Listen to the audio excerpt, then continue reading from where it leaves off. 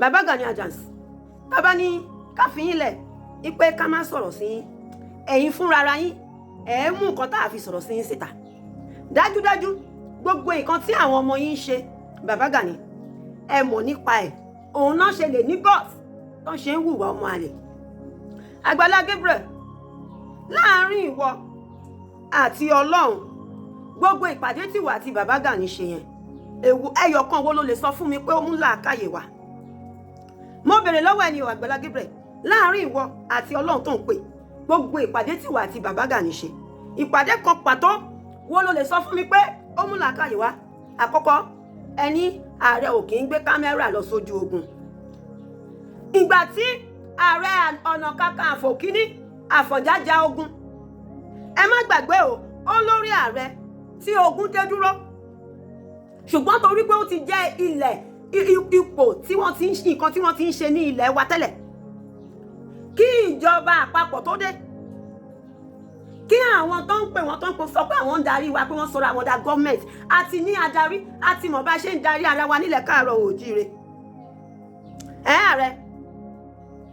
àtìgbà tẹ́ ẹ ti jẹ́ Ààrẹ Ọ̀nà Kakanfò ogun mélòó lẹ́jà ẹ forget ọ̀rọ̀ OPC náà o ẹ̀yin lẹ gbọ́ràn rẹ wá o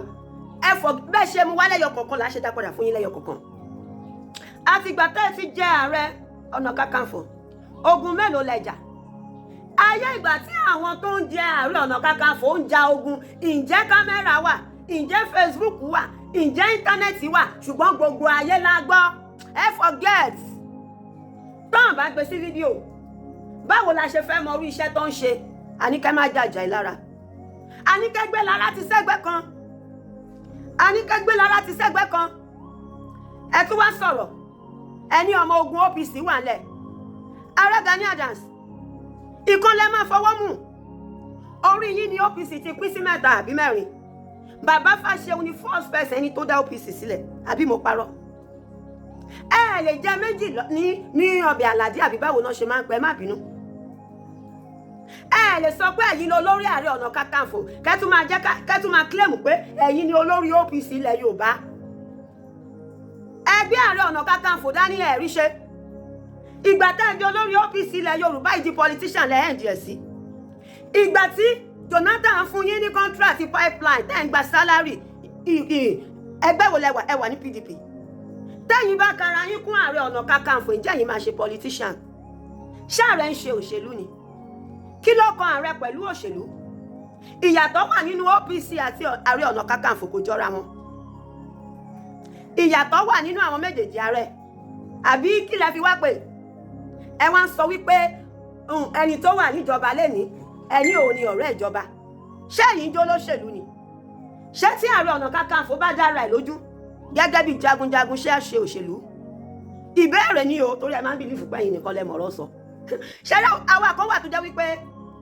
kò sí bẹ́ẹ̀ ṣe sọ abáyín pin nọ́mà mo béèrè lọ́wọ́ ẹ̀ ní Ààrẹ Ọ̀nà Kakanfò ẹlẹ́ẹ̀kejì oníwọ̀ kì í ṣọ̀rẹ́ ìjọba ǹjẹ́ lóòótọ́ ọmọ Yorùbá ni ààrẹ Tinubu tó wà ń bẹ̀ yẹn mo gbàgbọ́ pé àwọn Yorùbá náà sọ pé ọmọ ẹni ò kì í ṣèdí bẹ̀bẹ̀rẹ̀ káfílẹ̀ kẹsì ìdí ọmọ ẹni mi ó dáa kò dáa ìyàwó ẹni ká dín àkàrà ìyàwó ẹni ká ta gúgúrú ilẹ̀ Yorùbá ló ti wá Yorùbá ló ń sọ bí ò tiẹ̀ ṣe nǹkan kan fún wa ṣùgbọ́n a ṣàmọ̀ wípé ọmọ Yorùbá ni ẹni àkọ́kọ́ nílẹ̀ Nàìjíríà ó wá ní ìwọ kì í ṣọ̀rẹ́ ìjọba kí ló dé tí iṣẹ́ bá dá ẹ lójú gẹ́gẹ́ bí ààrẹ kí ló dé tó ṣe dọ̀rẹ́ ìjọba torí ààbò tiwa tó bá nífẹ̀ẹ́ ibi tó jàre lé lórí torí òbí pé wọ́n nìkan ló mọ̀ọ́rọ̀ sọ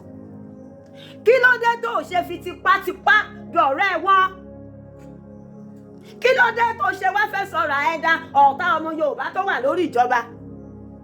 tó ọ̀rọ̀ bá ti ṣe gbégbó ààrẹ lẹ̀ kó tẹ̀lé olóṣèlú lọ kò jẹ́ dandan torí oyè téèyàn bá jẹ tí ò bá láǹfààní èèyàn náà máa ń pa á tì náà ni you don't need to waste your money on it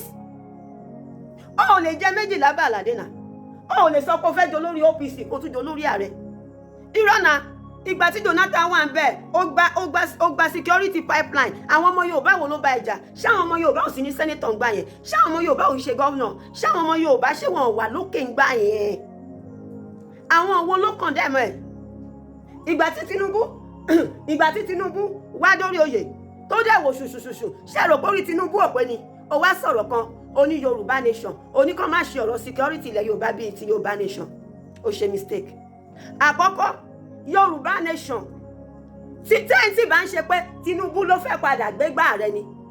àmọ́ bí tá a bá dé àfi ọmọ àlè Yorùbá nìkan ni ò ṣe nímọ̀ ìdí tí Yorùbá nation ṣe dàrú. Àfi ọmọ àlè ẹni tó dẹ̀ wá jẹ́ ààrẹ ó wá orí ẹ lẹ́nà ààrẹ orí ẹ Gani ṣé Tinubu ò mọ̀ pé wà láyé ṣé Tinubu ò mọ̀ pé ó rìn ṣé Tinubu ò mọ̀ pé ó ṣe OPC rí ṣùgbọ́n Tinubu wo ẹni tó nífẹ̀ẹ́ àwọn ìran ẹ̀ Tinubu wo ẹni tó nífẹ̀ẹ́ àwọn ìran ẹ̀ Tinubu wo ẹni tó fẹ́ kú torí àwọn ìran ẹ̀ ó dẹ̀ gbé security àwọn ìran ẹ̀ lé lọ́wọ́ ẹ rí i pé púpọ̀ àwọn ọmọ tó ń tẹ̀lé ẹ òdì làákàyè orí yín dàrú papọ̀ ẹ̀gbọ́n ìgbà tí kò dá sí ẹ ò ṣe dá sí ó wá ń sọ wípé èèyàn tó bá máa jẹ èèyàn tó bá máa lọ sójú ogun á rí ọ̀nìrìṣà á rí ọba kan ṣèbí ilẹ̀ káàárọ̀ òjíire ni gbogbo wa wà lọ rí wọn ṣé wọ́n ní kó má yà tí wọ́n ni tó bá ti ní kó má yà tí wọ́n pariwo wọn láwọn láì bóyá nígbà ìpariwo wọn síta kó lè mọ̀ wípé àwa ò dúró síbì kan ṣùgbọ́n àwa ń jẹ́ kẹ́ mọ̀ nǹkan tẹ́ ẹ ṣe tó dáa àti tí ò dáa for now bá a sì ṣe ń sọ lọ́wọ́lọ́wọ́ tó dẹ̀ máa rí bẹ́ẹ̀ títí tá a máa fi ní òmìnira torí àmọ̀pá àlè máa bá báyìí lọ olóyè Sunday Igboho lórí security wa òun ló nífẹ̀ẹ́ mi wa nonsense wọ́n tó bá nídìí oògùn bídọ́ ẹ̀ oògùn ojú oògùn ọ̀sà oògùn rheumatism oògùn diabetes oògùn kidney oògùn arthritis fibroid ẹ̀kọ́ message ọ̀ bóyá o fẹ́ ra òkúta o fẹ́ ra granite o fẹ́ ra iyanrìn òun yàn tàbí ẹ̀kọ́lé ẹ̀jẹ̀ kan mọ́ ó dẹ̀ ṣe ẹ̀yin tẹ́ bá ní ìdí mọ́tò tán kó wá láti ọ̀gá sí lóríṣiríṣi ẹ̀jẹ̀ kan mọ́ ẹ̀wẹ̀ má bínú gbogbo ẹ̀yin tẹ́ ń béèrè mi mo ní kàtà ẹ ṣé gan kò sí nǹkan kan tó ṣe mí a dúpẹ́ fọlọ́ mo dúpẹ́ lọ́wọ́ yìí o Olódùmarè bless you so much.